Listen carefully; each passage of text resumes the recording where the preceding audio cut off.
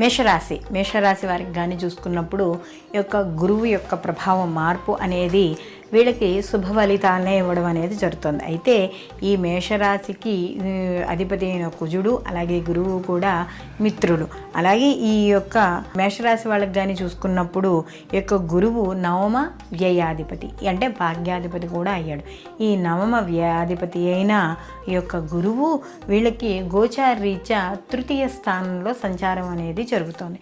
తృతీయ స్థానంలో సంచారం అనేటప్పటికీ సహజంగా వీళ్ళకి కొంతవరకు ఫలితాలు బాగానే ఉంటాయి. కాబట్టి దాని తర్వాత చతుర్థ స్థానంలో కూడా మార్పు చెందుతున్నాడు కదా, అందులో శుభగ్రహము ఉచ్చ స్థితిలోకి వెళ్ళడం అనేది జరుగుతుంది. కాబట్టి ఎప్పుడైతే ఈ యొక్క ఉచ్చ స్థితిలోకి వెళ్తాడో ఈ స్థానంలో ఉన్నప్పుడు వీళ్ళకి సహజంగా అంటే ఏదైతే వీళ్ళకి ఎప్పటి నుంచో ఆగిపోయిన పనులు ఉంటాయో ఆ పనులన్నీ కూడా నెరవేరడం, అలాగే సంతాన వృద్ధి, సమాజపరంగా కీర్తి గౌరవాలు పెరగడము, విదేశీయానము, వివాహం కాని స్త్రీ పురుషులు ఉంటే వివాహం అవ్వడం, లేదా గృహానికి సంబంధించి ఏమైనా పనులు ఆగిపోయి ఉంటుంది. ఎందుకంటే మళ్ళీ చతుర్థంలోకి వెళ్ళి చతుర్థం నుంచి మళ్ళీ తృతీయంలోకి వస్తాడు కదా.